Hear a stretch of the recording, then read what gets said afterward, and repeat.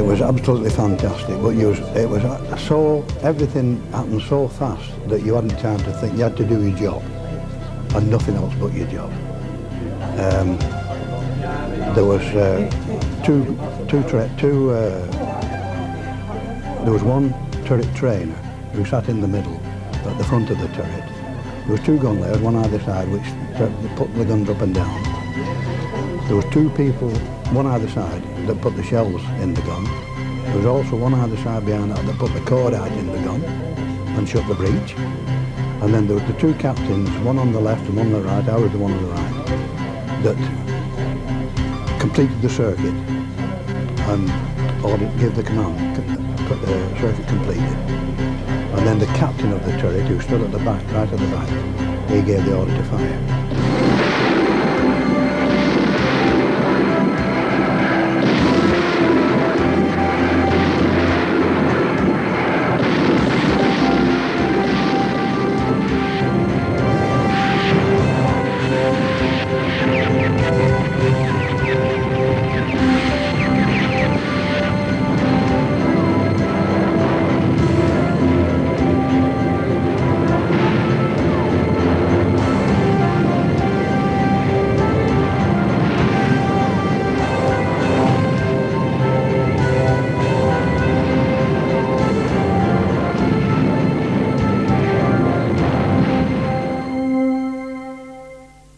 H.M.S. DIDO, the name ship of her class of cruisers, was launched at the Birkenhead shipyard of Camel Laird on July the 18th, 1939.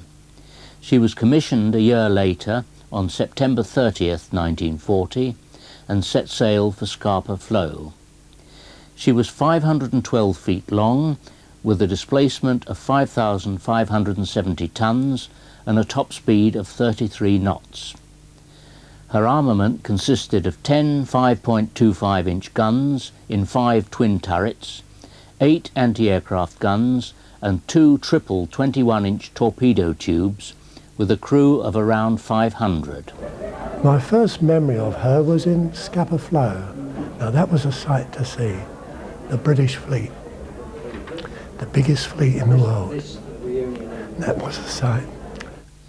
That November, she searched unsuccessfully for the German pocket battleship Admiral Scheer. In March 1941, DIDO was part of a covering force for a successful British commando raid on the Lofoten Islands. The following month, DIDO headed for the Mediterranean to run stores to Malta, escorting cargo vessels and facing air attacks. Most of our action was Malta convoys, which were bombing. And you were down the boiler room, you'd hear the guns on the starboard side, the heavy armaments, then the small armaments, and then all of a sudden that'd stop and it'd start on the port side. And you knew then this plane had gone over. So you sort of waited a minute or two, you hadn't been hit, so you were all right that time. So it was all imagination down below. Meanwhile, the German army was advancing through Greece, and the evacuation of Allied troops from the mainland began. DIDO, Coventry and 4 destroyers formed Force C and headed for Crete, where they patrolled around Heraklion. DIDO picked up about £7 million of Greek gold and headed back to Alexandria before returning to Crete. On May 17th, the intervention of DIDO and Coventry prevented the sinking of the hospital ship Abba, which, despite being clearly marked in hospital colours, was attacked by Italian and German aircraft. DIDO escorted her to Alexandria and then returned to Crete again. And that pretty well the whole of May was spent evacuating people from Crete, which meant going in at night and sending the boats in to creeks, little harbours. Well, they weren't harbours; they were little landing places on the beach to bring off sailors, bring off soldiers. At one particular time at Crete, while we were being dive bombed, we had 3 cartridges that wouldn't go into the gun, so they were ejected. Reason being that the brass cartridges had been damaged. They fell down what they call the well, and as they went down, the cap came off the brass cartridge, and the cordite came out. The fourth one, the cordite went in, the charge went in, and the gun fired. But there was a spark left in the cartridge, the empty cartridge, when it came out and went down the well, and it set the cordite alight. So the whole lot flared up inside the turret. The captain of the turret nipped out of the back door, sharpish. Myself and my mate grabbed the extinguishers, the fire extinguishers, to put it out. But cordite being what it is, by the time we got the extinguishers off, it had gone. It just flashed up and went. Took the oxygen out of the air temporarily, and then everything was all right. Then the captain of the turret came back in again and was awarded the DCM. The Battle of Crete was the most frightening experience I had, and although I was in many turbulent times after that, I was in the landings in North Africa and the landings on D-Day. I landed in D-Day. Crete was the worst of it all. That was really terrible, frightening. On May the 20th, the Germans invaded Crete, and the following day, DIDO joined an attack on some 20 small vessels carrying nearly 2,400 German troops. And I can remember when we went up into the Aegean Sea to stop the Germans from invading Crete by sea. And I was a youngster, I was 17 years old, and I was on the bridge, and I heard the order given, on searchlight, and a 20-inch searchlight which has a range of about 1,000 miles in the dark. You can see it 1,000 miles away, I would say. And there, in the Aegean Sea, there were hundreds of kayaks with German soldiers, with their rifles on the soldiers, ready to go and invade Crete. And a little Italian destroyer was there, and it looked weird. We could see the Italian sailors running up to turn the torpedo tubes onto us. And the flag officer, Rear Admiral Glennie, was on board us, and he gave the order to the rear cruiser. So and so, and we sent the signal back, and the rear cruiser pulled out of line. Whoop! Good night. This Italian destroyer, you know, that was it. And we all know what happened. After that, they came and we had to evacuate the troops. And I can remember vividly I was a signalman, and I was stood on the bridge, and the sky was full of paratroops, apart from the gun smoke which blacked out the sky. We couldn't even see the stokers for cordites. You all remember the cordites, how they blacked out the sky. By the middle of the next day, DIDO was so low on ammunition that she had to return to Alexandria before heading back to Crete for the evacuation. As she once more left Crete for Alexandria, she was attacked from the air and received a direct hit on B turret forward, killing 27 crew and 19 of the troops she'd picked up. The most vivid one, I think, is when during the evacuation of Crete, when we got hit by this Stuka dive bomber on B turret. I was on the port pom-pom, and this plane came straight down, and the captain up to then, who dodged all the other bombs, just couldn't miss this one, and this bomb struck B turret. Demolished the turret, and the bomb hit what is called the training wreck, which is armour steel ring, and exploded. If it hadn't hit the training wreck, it would have gone straight down out through the bottom of the ship and probably sunk the ship. But it hit the training wreck, blew up, destroyed B turret, and started the fire in the recreation room. At the time, we had quite a number of New Zealand soldiers on board, and we lost quite a few of them. But the temperature control system on the ship was so good that the fire was brought under control, and we carried on steaming full speed as we did before. And eventually we did arrive safely in Alexandra Harbour. When we got there, they evacuated all the soldiers off the ship, and the surgeons had to cut the dead bodies out of the remains of the turret because it was all wedged in, and they was wrapped in hammocks and was buried at sea. I should have died that day. They had a direct hit on the action station. That's right, yeah. And I went on watch at 4 o'clock in the morning, should have been relieved at 8. Yeah, we went there. But as we was being bombed so much, the captain said, leave the ship alone. 8:30, direct hit on that turret. I should have been back there at 8 o'clock. When the DIDO was hit, I wasn't in the turret, because I was smashed my fingers. I was on the pom-pom plan deck. The day we were hit, I watched the actual bomb coming down, and I can remember being actually stuck watching this little black spot come further down. Couldn't move. Not until it hit, and then the big plume of flame and what happened, and then I moved. But I couldn't move before it. End of story. Well, I saw all stokers that coming down, and eventually Mitter's Lake, and then everything went black. Then you see this got blown over and come to, and all his face blacked and etc. And on the bridge. She headed from Port Said to Durban and then to New York and Brooklyn Navy Yard for repairs. We went to New York and Captain McCall got us all on the quarterdeck. And he said, right, he said, be very careful, you mustn't tell them anybody here where you've been or what's happened to you or anything. Don't say nothing because this city's full of spies. No, sir. You won't say anything, sir. So I remember vividly going up to the gate to go out into Brooklyn. And when we get near to the gate, there's screaming,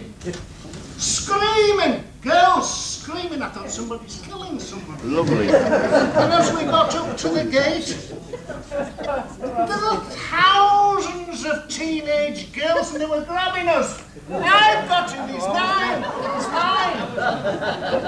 She arrived on August the 10th and headed back to the Mediterranean at the end of October, where she was soon escorting Malta convoys. On March 15th, DIDO and other naval vessels shelled the island of Rhodes. On March the 20th, a Malta convoy being escorted by DIDO and others was located by the enemy, who began air attacks. Italian ships intercepted them on March the 22nd in the Sirte Gulf. A 5-hour battle ensued, with the British ships laying down smoke to thwart the Italians, who withdrew when darkness fell. I should think one of the hairiest moments when I was on the Dido was when we were at sea and the Italian fleet came out. And not only were we being fired at from their battleships, we also had to contend with their aircraft at the same time. And it was a pretty rough day too. I think that was a bit when you could see the flashes, then you waited for a couple of minutes, then you heard a shh as they came over the old showers and landed. That was a bit hairy, I thought. And the old pom-poms going all the while, you know, up to the aircraft.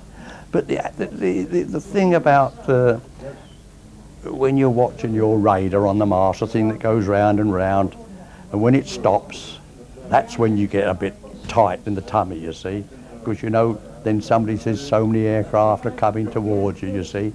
That's nasty. But once the thing starts, you forget it all, you know.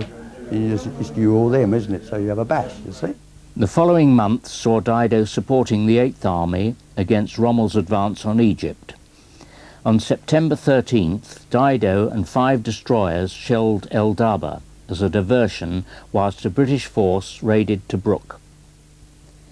As 1943 began, DIDO was patrolling along the North African coast.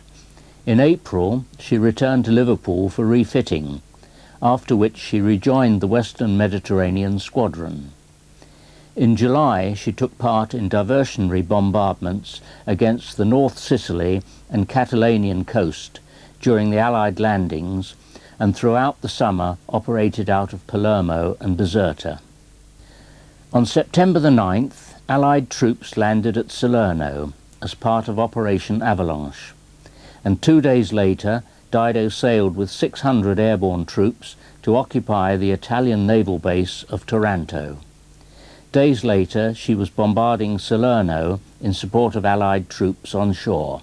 Actually, the next few weeks of September and October were the most spectacular when we moved up to Salerno, and you'll recall the thousands of rounds of ammunition we expended shelling the shore batteries and the replies we received from the German artillery and the FW-190s and the ME-109s. The swimmers amongst you may recall the time during a hands to bathe session over the ship's side when the German artillery opened up and several of the bathers broke world records in order to get up the ladders. In late September, Dido returned to Malta and began a series of sweeps of the Aegean with other British warships.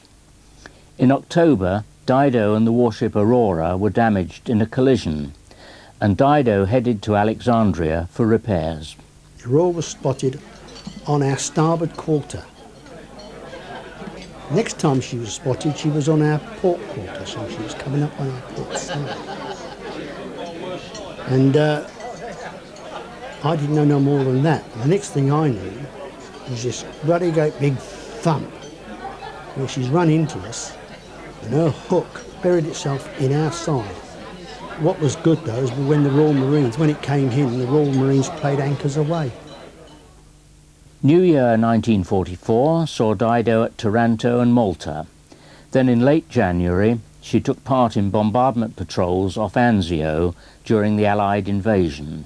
We had to lead the Germans astray by giving them a false sense. We steamed up the Italian coast, just off north of Italy there, and on board we had very small barrage balloons, which we blew up. We wrapped chicken wire around them and lowered these into the water, and they on sinkers, and they floated about 2 or 3 feet above the water. The German radar ashore thought there was invading craft going to invade there. They rushed all their troops to this position. In the meantime, landings occurred at Salerno and Anzio and helped these people get ashore with no opposition, or very little opposition. But as we went into Anzio, there was a brand new cruiser in front of us, which the rear admiral was on board. It had never fired a shot in anger.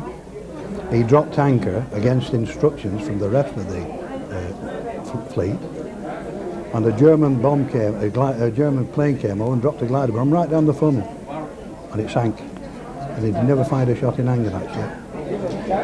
And we had to pick up the survivors. In February, whilst manoeuvring in Naples Bay, Dido was hit by a US tank landing craft, causing a 20-foot wide hole in her starboard side. Oh, we were at anchor. I think it was a Sunday afternoon. Naples Bay was like a mill pond, like this tablecloth here, flat. And this American landing craft, big one, nearly as big as us, just rammed the starboard side of the ship, just in front of the Marines' mess deck, and I believe he killed 4 seamen sitting down to have the tea on the afternoon, on the Sunday afternoon. Put a big hole in the side, and we had to go back to Malta to dry dock to have it, patched up. And as this fella said, the Penelope took our place at Anzio, and he got sunk. At that time when she hit us, I was down in the mess deck, and 2 of I was on the second table forward, and on the third table, where it actually hit that part and the part of the other bulkhead. 2 of my friends there were killed. But when it hit, the boat rocked over and then the water started coming in, and they started closing all the watertight doors. We thought we were all going to be locked down there, but we did eventually get out. But it was a bit frightening. She was repaired in Malta and then returned to Anzio. On August the 15th, DIDO operated from Corsica to provide supporting gunfire for troops landing in the south of France. She returned to Scapa Flow and then escorted a convoy to Russia, to Kola Inlet. The tension was, you could feel it in everybody, apprehensiveness, if you like. But it was a thing that we just, I don't know what it was. I was, for one, I was sort of calm. It was there, and if anything happened, well, it was just too bad. But the only thing about it, after all this, when we did get there to Kola Inlet, the Russians were very, very, how can I put it, didn't bother with us, you know, very, not companionable at all. In November, DIDO escorted the aircraft carrier Implacable as she conducted strikes on German ships off the Norwegian coast. DIDO was also involved in similar operations in February and March 1945. On May the 4th, 1945, all German forces in northwest Germany, Denmark and the Netherlands surrendered, and DIDO and other British ships headed to Copenhagen, where the German cruisers Prinz Eugen and Nuremberg had surrendered. DIDO then escorted the cruisers to Wilhelmshaven. And we were sent with H.M.S. DIDO, H.M.S. Birmingham and destroyers and a lot of minesweepers to Copenhagen. And we were sailing up the Skagerrak, or the Kattegat, I don't know which one it was, between Sweden and Denmark, and they were sweeping the mines, and they were bobbing up all over the places we was going in.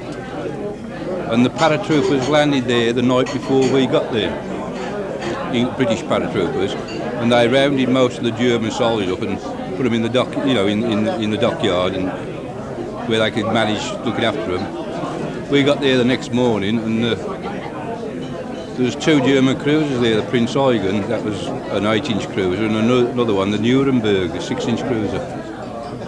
And I remember they sent a patrol of Marines out to this Prinz Eugen, and they were still flying the Nazi swastika. And the Marine officer and another Marine went on board, and he ordered them to haul it down. And, you know, they was worried, you know, I mean, the German ships were fully armed and that, but they hauled it down, you know. And her valiant war career now over, DIDO took Their Majesties King George VI and the Queen from Liverpool to the Isle of Man. She had steamed over 145,000 miles and fired over 30,000 5.25 rounds in action. 13 years later, on July the 16th, 1958, DIDO was towed to Barrow, where she was finally broken up. On Saturday, 11th of September 1993, what was possibly the last HMS DIDO reunion took place in Bolton, the town that had adopted the ship during the war. This film is a record of that event and is dedicated to all who sailed on board DIDO. So, to HMS DIDO, they should never die in our memory. God bless DIDO.